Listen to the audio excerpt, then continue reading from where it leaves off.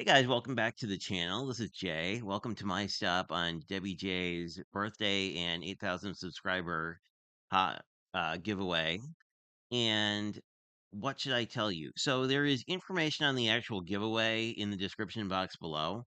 There's a master form you have to fill out once, and then for every stop on the hop that you visit, if you like and leave a comment, you will get an additional entry. So if you're interested in that, there's info below as well. There's also a full playlist of everybody who's in the hop. So that being said, the theme was to do what you do best. So I thought it would be fun to not color something, but do a ridiculous card because I enjoy doing like kind of crazy fun folds. So this fun fold wasn't my original idea, but there is a link to the original creator as well as she has a PDF if you want like an easy to follow guide, but you can also follow along with me. The original video has the measurements, so I'm not going to talk too much about them because there's a bunch of pieces. But I thought we would play with our little nutcracker because I think these are just really cute. It actually looks like the way I colored it, he kind of goes with this pad, but this is the Whispers of Winter, which is a newly released pattern paper pad from Crafty Stamp Co. And the Nutcrackers were also released a couple days ago. So we'll just leave him up here as our inspiration. And I will show you how this card goes together because I really liked it. It is a column pop up, I think is what the original was called. So basically, we've done things similar to this. So we've got a standard A2, but it's got a little extra piece in the middle that we're going to essentially adhere a bunch of boxes to make a pretty neat card. So I tend to like to let me just grab all my pieces. So this is our sort of sediment area. We will get to it last. And then we have a couple of these larger pieces and a couple of these smaller pieces. These all make boxes that, and then we will have some pattern paper that goes on top of those. So we have these for the brown boxes, and then some thinner ones for the green. And then we have some extra stuff to work on the front of the card. I'm going to assemble the middle first, and then basically we're going to assemble the focal point all in one card, on like a single panel and glue it together. So let us get started. These green pieces are pretty straightforward because they are um, scored at yeah, they are scored at 1 inch, or I should say 1, 2, and 3 inches. But this is going to make your box. And it's a little counterintuitive in that what you want to do is put glue on one of these pieces, and then you will ground it right in the middle. And then eventually, what we will do is put our pattern paper here and put more glue here, and then fold this down, and then it will become a box. So let's work on that. I may do some cutting in this video just because you're gonna effectively do the same step once on each side. But we'll see when we get there. So and I think wet glue is the best way to go here. But I will give you some tips and tricks while we're going through this. So for this first one, we want to get close to the score line. As you can see, I kind of misscored this one. You want to get close to the score line, but not obstruct it. And then you just want to put it somewhere in the middle. And we can make sure that our score line is not obstructed by folding it down like that. Um, and there, that piece is good to go. A wet glue here is going to make your life easier, primarily because once it's dry, it's not sticky anymore. So we have our pattern paper down here, and what we're going to do is put glue on this side, and then we're going to fold this down to create our box.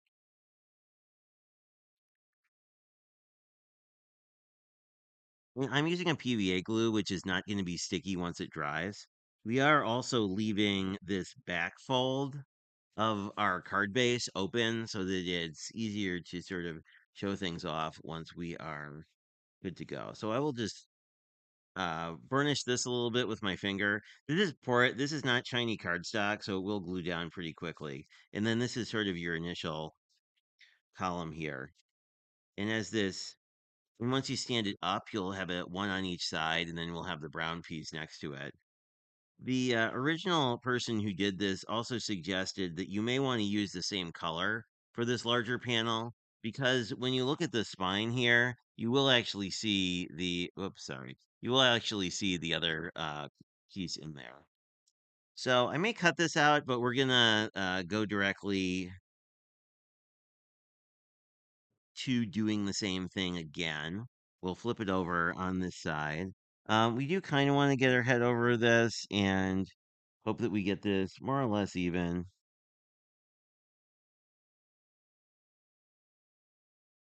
So I think that's pretty good. We can see how we did.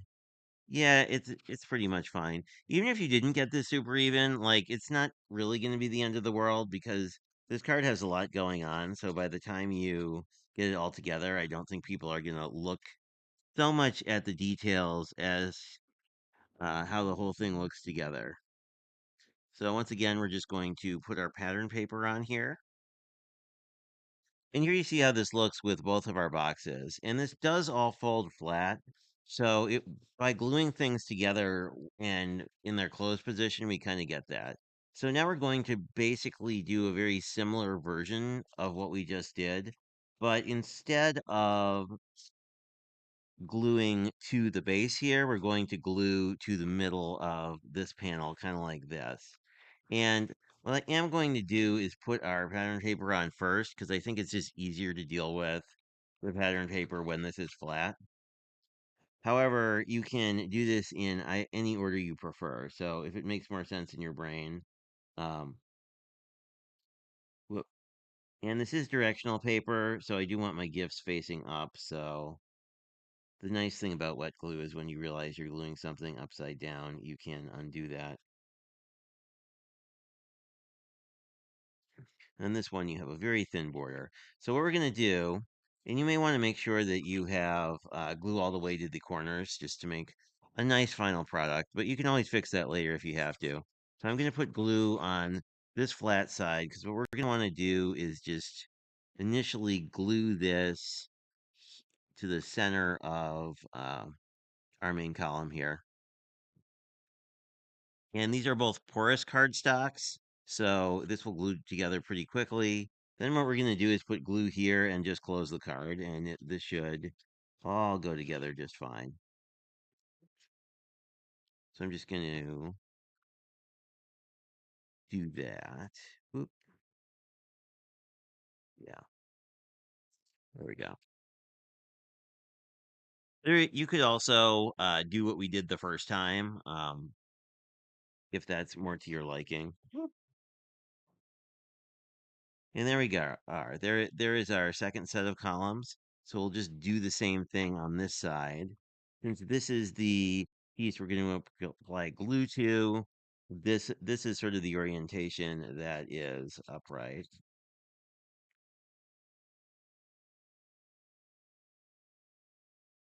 It's essentially the same thing we did. It's just kind of backwards. Well, it's a mirror image, but if you want to not have to deal with that, you can just use pattern paper that's not directional. And if you watch my channel a bit, you probably realize that I just enjoy these fun folds, so I like doing these kind of wacky cards. But if that's not your jam, there are ways you can essentially like use these box mechanisms in a simpler way as well. So again, we're just going to put glue on the bottom here, fold this shut, and then fold the whole thing shut. And we are getting pretty far along in this. So this is mostly an exercise in cutting because most of what you're going to do is going to be repeats. So when this stands up, it sort of stands up like this. So it gives you this nice little uh, presentation. So the only thing we really need to do is get our sentiment piece on, and that's going to go, you're basically going to line that up to the edge of the pattern paper of the center column, and then you'll have your main your main sort of focal image there. I shouldn't say focal image exactly, but your sort of your inside tent piece. So I already cut out a sentiment from the stamp set, and I'm just going to glue that onto a piece of white. And then I'm going to do a mirrored piece of white. This doesn't give you a lot of room to write, but you could write, your name on here or something like that. So I'm going to glue all this together before I try and put it on the card. And the sentiment is so cute. It says, "Have a cracking good time. A cracking good Christmas." If you wanted it, you could certainly stamp directly. I just had stamped out the whole stamp set for the purposes of coloring. But it's up to you. And we're just going to put our sort of space for a message on, and then put on this piece. I just love the presentation this makes once it's all together. And yeah, ideally don't put your sentiment piece on crooked the way I just almost did. But it is handmade and not Hallmark. But if you can get close to perfect, like this one's a little bit wonky, but I think I'm just gonna leave it because I don't want to rip this piece apart. But basically, when you open the card, you'll see your message on one side, and then whatever message people write on the other. So what I'm going to do is just apply glue to the glue flap, figure out what looks like the middle here, and then just push this down because I'm a little off camera. So you want to push this down and push this to the edge there. And then you're going to do exactly the same thing on the other side. So we're just going to go to the edge here. And then we're going to close the entire card and give it a little bit of a burnish just to make sure it's all will fold flat. If you're going to just present this to someone, you may not care if it folds flat. Here you can see the sort of misscore I did. So that's our inside piece, which I think that just is a really cool way to showcase some pattern paper. And when it stands up, it just looks pretty neat. So what I thought we could do is just make a little focal panel for a little nutcracker guy to stand on. This is from the pattern paper, and I'm just going to glue on a little bit of shimmer cardstock,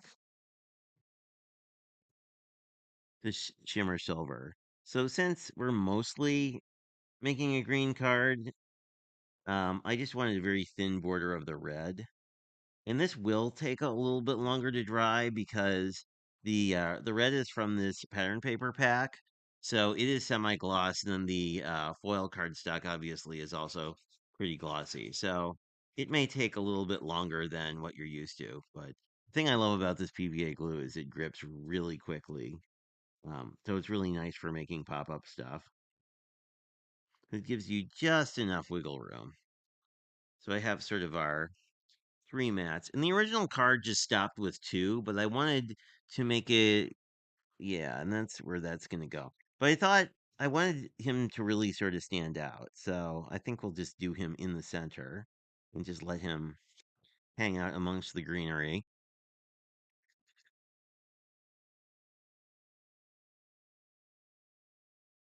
just like that. Um, if you did want to float him in the middle, you can just do a little bit of shadow underneath him so it gives him something to stand on. But I think this is going to look really cool. Yeah, I really like that. And you could also do more bling. I mean, on this base, we could have decorated it more than we did. So feel free to take this in any direction you want. But I'm just going to center this. And this should glue pretty fast. There we go. So this is what the card will look like shut. And then you have a cracking good Christmas. You have this really neat 3D element when it's opened up like that. So it's one of those cards that's a really good presentation piece. And the more you open this B, the easier it is to sort of see both sides of this. But I just think it's a really cool, like almost architectural looking card. But anyway, thanks for checking out the card. If you've made it this far, I would encourage you to look at all the other videos in the hop because all the folks in the hop are fantastic. And if you're interested in the original video, it's down below, as is a link to Crafty Stamp Co. And if you're interested in the paper or our little nutcracker friend. And until I see you again, I hope you have a fantastic day.